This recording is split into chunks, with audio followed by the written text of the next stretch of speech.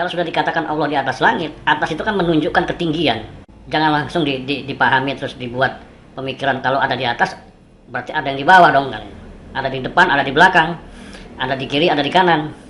Masih ada ulama, ustadz ya, yang hafal begitu banyak ayat-ayat Quran, yang hafal begitu banyak hadis-hadis Nabi, yang hafal begitu banyak kitab-kitab, mengaji puluhan tahun ya.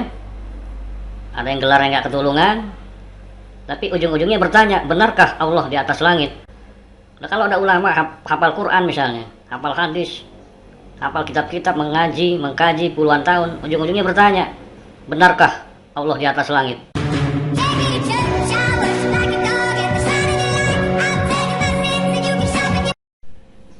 Bismillahirrahmanirrahim. Assalamualaikum warahmatullahi wabarakatuh. Ashhadu an la ilaha illallah wa ashhadu anna Muhammadan abduhu wa rasuluh. Allahumma salli wa sallim wa barik ala Muhammad wa ala ali Muhammad innaka Hamidun Majid. Para pemirsa yang berbahagia dan dirahmati Allah, bertemu kembali dengan saya. Pada kesempatan kali ini saya akan mengangkat masalah keberadaan Allah di atas langit. Masalah ini dipandang penting untuk diangkat karena masih ada sebagian ulama yang mempersoalkan keberadaan Allah di atas langit. Dari banyak ayat di Quran sudah tegas dan jelas bahwa Allah mengatur segala sesuatunya dari langit. Ya, dan Allah berarti Allah berada di atas langit, beristiwa di atas ars.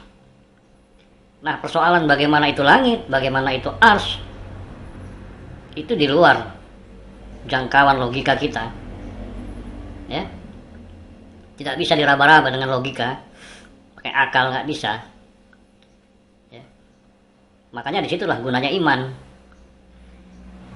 Iman kepada Allah, iman kepada kitab-kitab Allah. Iman inilah yang dimaksud dengan kecerdasan spiritualitas.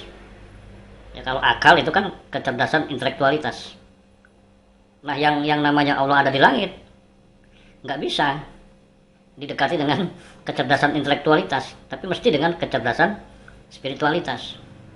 Ya. Kan menjadi aneh dan heran gitu. Ya, kalau sudah dikatakan Allah di atas langit, atas itu kan menunjukkan ketinggian. Ya.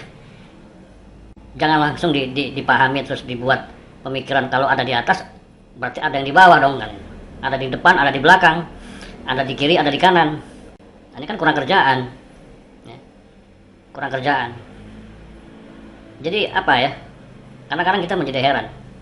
Masih ada ulama, ustadz ya, yang hafal begitu banyak ayat-ayat Quran, yang hafal begitu banyak hadis-hadis Nabi, yang hafal begitu banyak kitab-kitab, mengaji puluhan tahun ya. Ada yang gelar yang nggak ketulungan, tapi ujung-ujungnya bertanya, benarkah Allah di atas langit? Astagfirullahaladzim. Saya kira itu pertanyaan bukan pertanyaan ulama itu. Pertanyaan orang-orang yang paling bodoh di muka bumi. Ya. Saya bukan ulama, saya juga bukan ustadz. Ya. Tidak banyak hafal Quran, enggak. Hadis apa lagi. Tapi ya nggak bodoh-bodoh amat lah. Ya. Kalau sudah bicara keberadaan Allah, nggak bodoh-bodoh amat. Nah, kalau ada ulama hafal Quran misalnya, hafal hadis, hafal kitab-kitab, mengaji, mengkaji puluhan tahun, ujung-ujungnya bertanya, benarkah Allah di atas langit? Tanpa dia sadari, itu sebetulnya sudah membatalkan imannya. Imannya kepada Allah dan imannya kepada kitabullah. Mempertanyakan. Ya kalau memang kurang puas, ngecek aja sendiri ke langit. Ya, kalau penasaran, biar yakin gitu. Untuk memuaskan nafsu. Ya, memuaskan nafsunya.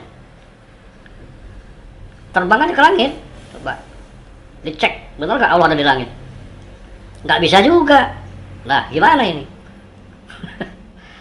Sudah disuruh beriman, nggak terima begitu saja, masih penasaran gitu. Apakah benar Allah di atas langit? Disuruh ngecek nggak bisa, lalu apa jadinya gitu? Jadi ada ayat-ayat itu nggak bisa dijangkau oleh logika, nggak bisa ditafsir-tafsir, nggak bisa ditakwil-takwil. Ya, jangan cari perkara, karena di luar jangkauan kemampuan kita. Jangan berusaha untuk dilogis-logiskan, nggak bisa. Tidak semua bisa dilogikakan. Memang ada sebagian bisa dilogikakan, diilmiahkan, tapi ada yang tidak bisa. Itu harus memerlukan kecerdasan spiritualitas. Jangan dipaksa pakai kecerdasan intelektualitas, jadi gila nanti, koplak. Ya kan? Nah, jadi maunya hentikanlah pembahasan-pembahasan soal keberadaan Allah. Jangan diperlihatkan kebodohan yang luar biasa itu. Bodoh banget. Kalau nggak pernah ngaji, bodoh wajar. Ini ngaji udah tamat. Baca kitab tamat, baca Quran tamat, hadis tamat. Ujungnya nanya, benarkah Allah di atas langit? Benarkah Allah beristiwa di atas ars? Musibah. Ya. Karawan gak usah ngaji. Jadi bodoh wajar. Tapi ngajinya bodoh, jadi bodoh ini, waduh. Kelewatan banget ini. Jadi saya kadang-kadang aneh aja gitu, kok ada ya namanya ulama ustadz kok bisa berpikirnya seperti itu. Ini ulama beneran tuh gimana kan gitu. Ya kan masih rame tuh. Masalah benarkah Allah di atas langit? Ya kalau sudah kata Quran begitu ya sudah, begitu adanya. Sehingga kalau ditanya Allah di mana? Di atas langit. Allah di mana? Beristiwa di atas ars, selesai. Tapi kalau mencari-cari lagi, mencari dalil-dalil lain, nanti ditanya jawabnya apa? Ya.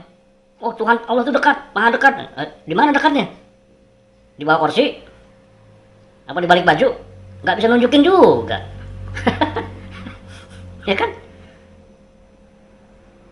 Ini kok udah main-main apa imajinasi aja gitu. Ini kritik orang awam ini. Cara kritiknya juga cara orang awam. Nggak pakai dalil-dalilan lah. Cuma saya katakan tadi, saya sih bukan ulama, bukan ustadz, teman. Ya nggak bodoh-bodoh amat lah. Ya, nggak bodoh-bodoh amat, sama kita sama pemirsa. Nggak bodoh-bodoh amat. Walaupun tahu sedikit. Yang berbahaya ini tahu banyak, tapi bodoh. Ini bukan lagi bodoh, goblok menurut saya. Goblok. Ya. Jadi ulama yang mempertanyakan, benarkah Allah di atas langit? Goblok. Ya. Nanti lama-lama, ujung-ujungnya apa? Arahnya kan ketahuan. Ragu kalau Allah itu ada. Ya. Pertama bertanya, benarkah Allah di atas langit? Nggak ada jawaban. Tapi suruh ngecek sendiri nggak bisa. Lama-lama timbul keraguan. Allah ini sebenarnya ada apa enggak ya? Nah, loh. Itu kan cara iblis semua itu. Nanti mulai dicari-cari oknum yang ujung-ujungnya dijadikan Tuhan karena nyata. Bisa dibayangkan, bisa digambarkan. Nah. Kan gitu proses tahapannya. Pertama bertanya, benarkah Allah di atas langit? Enggak ada jawaban. Karena jawaban dari Quran enggak dipercaya. Sebetulnya udah bermasalah imannya itu. Nanti berkembang lagi. Allah itu sebenarnya ada apa enggak ya? Nah, bimbang lagi karena nggak percaya sama kitab, sama Quran. Ambil kesimpulan nggak ada Allah ini. Nah biar ada gimana? Dicarilah oknum, entah siapa kek, dijadikan Tuhan karena lebih nyata, bisa diingat. Kalau Allah kan nggak bisa diingat. Ya apa yang mau diingat? Ketemu Allah juga belum pernah kan gitu. Yang diingat tuh perintahnya, ancamannya, larangannya, ajaran-ajarannya, itu yang diingat. Kalau Allah sebagai zat ya nggak bisa diingat. Ya kan? Nah banyak yang nggak puas, mau benar-benar mengingat, ya dicarikan oknum sebagai pengganti Allah gitu, macam-macam. Oke, ini kritik ringan aja ya, sekaligus mengingatkan para ulama yang sudah seumur hidupnya ngaji, ya jangan jadi goblok lah, sia-sia ilmunya itu, semua ilmunya sia-sia. Tidak hanya sia-sia ketika mempertanyakan benarkah Allah ada di atas di langit, itu batal imannya. Iman kepada Allahnya batal, iman kepada Allah batal, iman kepada kitab batal, ya batal semua udah. Ya, jangan main-main. Jadi yang bertanya seperti itu harus sadar sebenarnya sudah batal imannya gitu. Udah nggak pantas nyebut dirinya sebagai ulama atau ustadz, udah batal iman Islamnya. Ya kan? Ya mempertanyakan Allah, sudah dijelaskan Allah ada di mana. Gak percaya, nah batal imannya. Gak pandang bulu mau gelarnya dokter, mau gelar sebagai ulama, ustadz kek, syekh sekalipun, habaib, gak ada urusan. Kalau sudah mempertanyakan keberadaan Allah, batal imannya. Bener ini gak main-main. Terima kasih, mudah-mudahan ada manfaatnya. Ya, ini bagian daripada edukasi keislaman dalam rangka memperkuat benteng-benteng tauhid di antara kita. Oke, terima kasih atas perhatiannya. Assalamualaikum warahmatullahi wabarakatuh.